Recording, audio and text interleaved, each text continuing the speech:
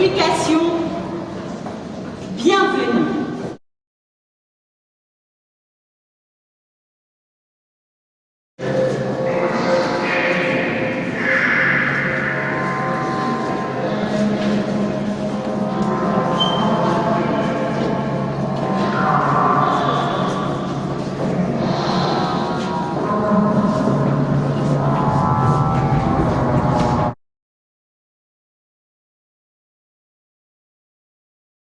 Numéro 2, le monde est dessiné de mémoire, des pays manquent, des frontières changent.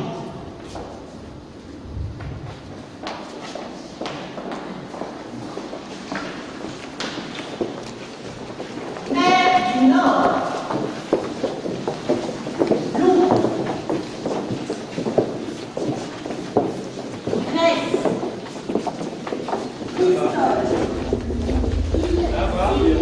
Une meuf, Jennifer, étrangère au campement mais vivante au campement, par le campement est en dehors de lui. Elle y fit la connaissance de Marc et Olivier ainsi qu'Estelle et Jennifer, une autre Jennifer. Eux-mêmes lui avaient présenté Christian, Karl, Marc, un autre Marc, Félicien et Félicité. Jennifer, donc la première Jennifer, étrangère au campement et vivante dedans, venait de s'y établir pour fuir car elle ne put plus souffrir la souffrance de son couple déchu.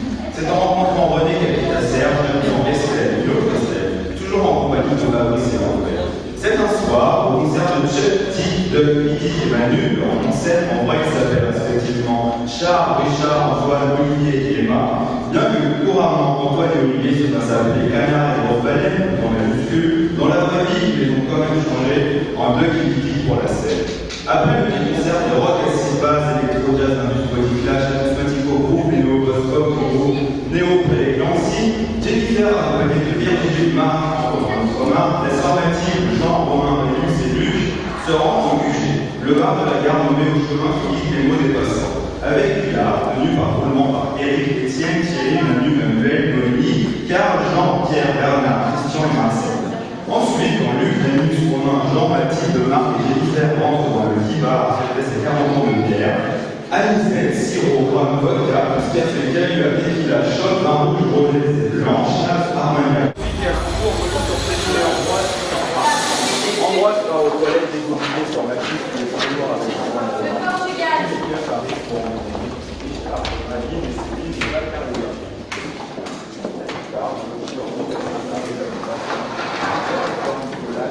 Visite Fidji. Salut maman.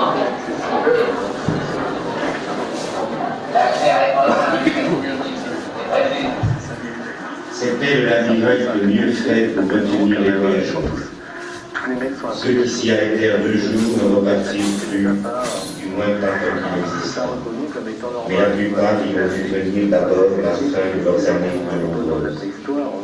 Personne ne trouvait habillé de vêtements fiers potables. Un homme est habillé de vêtements fiers. T-shirt pour le charge de vivre fut enfermé. Une seule chaussure est passée.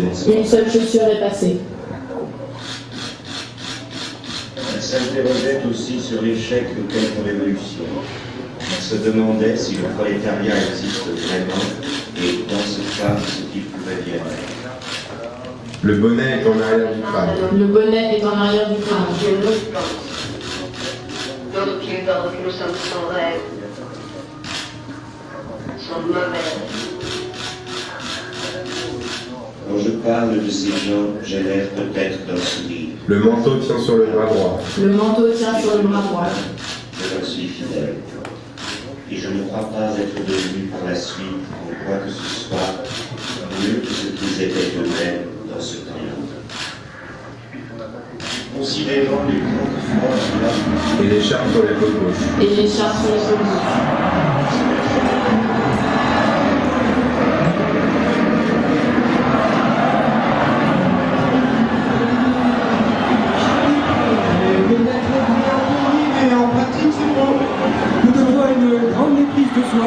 Dans ce cas également tiré d'embarras. Voilà, si l'adversaire ne donne pas une réponse directe ou sans équivoque, une question, un argument, Mais qui n'est pas donné à tout le monde. il aurait dans une proposition qui n'a rien à voir avec le sujet. Il en résulte que sans homme, on n'en trouvera à peine un seul qui soit digne que l'on discute avec lui. Voilà, si l'on s'aperçoit que son adversaire est supérieur ou qu'on va perdre, donc il va aider mémoire. On nous voit faire usage de ce stratagème que si on est sûr de jouir chez les auditeurs d'une considération nettement supérieure.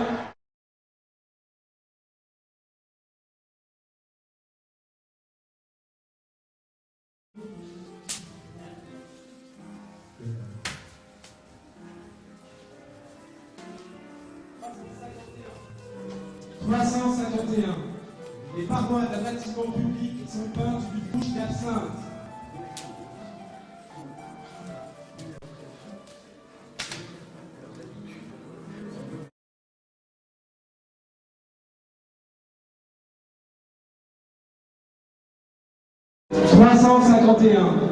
Les parois d'un bâtiment public sont peintes d'une couche d'absinthe.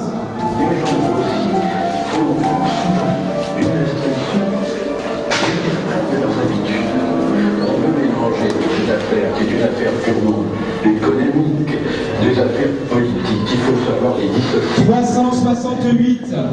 Un homme tente des gestes impossibles et solitaires.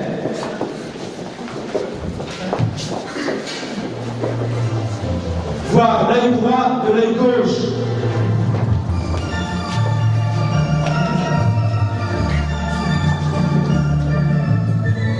Toucher le coude droit de la main droite.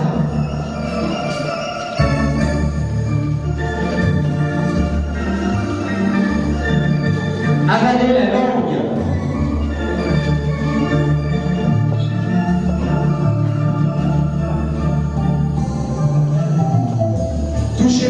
Toucher l'oreille avec la langue. Le désespoir sous la catégorie de la conscience. Toucher le genou gauche avec le pied gauche. Toujours croissant du désespoir. Je l'ai droit, je l'ai maintenant. Le faire par tous les deux. Dire bonjour d'une main. Dire bonjour d'une main à l'autre main. Le charme distribué est associé. Regardez ses fesses. C'est l'absolu. Sans rien d'obscur, les divines derrière les coups. Écoutez son cœur en posant l'oreille sur sa poitrine. La chimère du destin. Voilà le mal sauvage. Au minimum, c'est un état sans innocent. Comme on serait tenté de dire, sans option, même d'être de désespoir. Ainsi, au plus haut de l'inconscience, le désespoir est au plus bas. Si bas, on se demande presque si l'on peut encore le désigner de ce nom. Cet état qu'a bon droit au traites de désespoir et qui ne laisse pas d'en-être, exprime par la même, mais dans le bon sens du terme, le droit de chicane de la vérité. Veritas, index souillé Vinci, mais ce droit de chicane, on le sous-estime. De même que les hommes sont bien moins ordinaires de tenir pour le bien suprême le rapport du vrai, le rapport personnel envers la vérité, comme ils sont loin aussi de voir avec Socrate que le pire des malheurs est d'être dans l'erreur. Chez eux, le plus souvent, les sens l'emportent largement sur l'intellectualité, presque toujours, quand quelqu'un semble se place de l'être, tandis que la clarté du vrai, c'est un malheureux. Il est 139.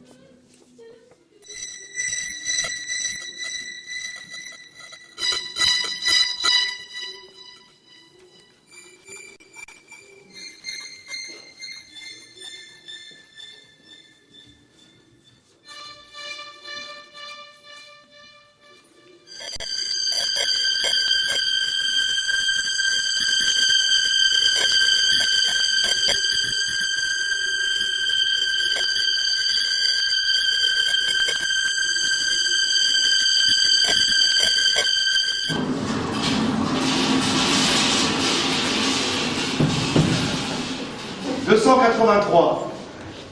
Visualisation. Dans une salle obscure, on entend un homme décrire les images mentales qui lui apparaissent. Visualisant ce qu'il énonce, les auditeurs font l'opération inverse de la sienne. Traduire des mots en images. J'ai des grains de sable dans les yeux. Un trait noir passe et se retourne. Un transat en osier. Un transat en coton noir et des flèches qui tournent sur elles-mêmes. Un mini-hamac en élastomère. Un clitoris en plastique noir qui sert de changement de vitesse dans une voiture. Un spaghetti en cuir. Des spaghettis en cuir. 2 traits qui avancent vers moi. Un coup de fouet. Un point d'interrogation. Des petits traits verts électriques. Une banane. Quelqu'un épluche la banane. Non, elle s'épluche toute seule. La peau se referme sur elle-même, fait une sphère que je reçois sur le visage. La sphère devient une étoile de mer qui me recouvre. Je souffle par la bouche pour respirer. Je fais un trou dans le masque.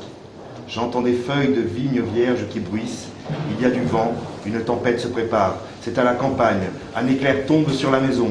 Soudain, l'herbe est orange. Je suis près d'un étang. Il y a des temps. Le temps de la musique. Des mesures. Une portée musicale. La partition se plie sur elle-même et les notes tombent au centre de la feuille qui devient une gouttière musicale. Les notes y coulent lentement, tombent dans un tupperware rempli d'eau et produisent goutte après goutte une musique. Un mixeur bat l'eau et les notes. De temps en temps, une note sort, fait un son cristallin. J'entends la musique absolue. C'est comme le début d'un concert. Une symphonie avec des notes tapées n'importe comment, mais belles, très belles. Une onde sinusoïdale passe devant mes yeux. Au bout de l'onde, une main s'agite. C'est un fil rouge pour les filles qui dansent. Les ondes du fil sont les seins d'une femme, gros et charnu, excitant, bien que laid, poilu. Le sexe de cette femme est poilu. Ses cheveux sont crépus, elle a de la moustache et des poils sous les bras. Elle est très excitante, elle s'agite en regardant droit dans les yeux, elle se caresse les seins. Elle est habillée en blanc maintenant, en laine blanche. C'est une soutane. Elle prie. Elle marche dans le cloître de l'abbaye de Royaumont, pieds nus. C'est l'hiver. Un homme en cape noire vient la voir. Ils sont loin. Je n'entends pas ce qu'ils disent. Ils se parlent, ils font des gestes, ils se connaissent. Une créature rouge surgit au milieu du jardin. Très vite, rentre dans un puits. Il glisse ses mains, essaye de retenir sa chute. Ses doigts grattent les pierres, mais le tuyau du puits est long. La créature tombe de plus en plus vite, essaye de ralentir sa chute. Ses mains devraient s'écorcher, mais elles restent intactes. Ce sont mes mains. Je suis la créature rouge, je n'ai ni chaud ni froid. Je suis nu au fond du puits. Sous moi, il y a un disque en bois sans température qui remonte le long du puits, me porte comme un ascenseur de plus en plus vite. Hors du puits, je m'élève dans les airs. Je suis propulsé au-dessus d'une forêt. Le disque noir est un tapis volant qui me conduit au-dessus de mon immeuble à Paris. C'est mon immeuble, mais ce n'est pas le mien. C'est une tour plate, c'est la nuit. Ce n'est pas Paris, mais c'est Paris. Il y a un golfe, c'est la mer. Au bout, l'horizon est rouge. Il y a un parachute, il descend et monte. Au bout du parachute, il y a un bec de perroquet en ébène. Le jour se lève.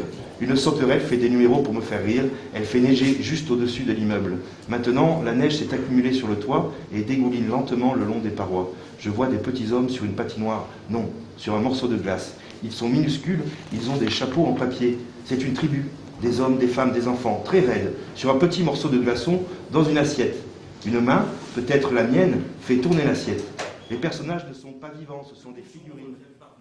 Je vois les grilles du parc Monceau. C'est un soir d'hiver, au coucher du soleil. Les arbres à contre-jour sont noirs. Il fait frais et humide. Il y a une odeur de terre grasse. J'ai un frisson. J'ai dans ma main la main coupée de Jeanne. Elle est glaciale. Je la tiens comme la main d'une amoureuse. C'est comme une fausse main. Il y a de la cire, comme coulée d'une bougie. La main est mal faite. J'embrasse les doigts. Ils sont froids. Je jette la main. Il y a une tête congelée. Le parc Monceau.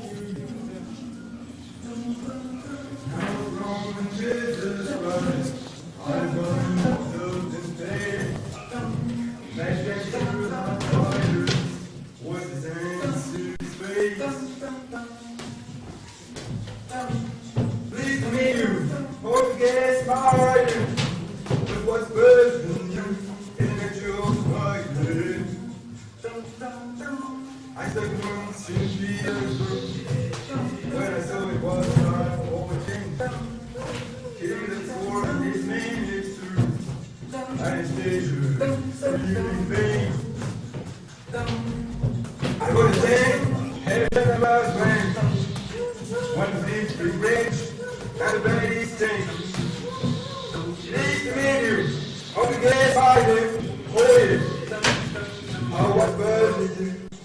Is the next one my kid?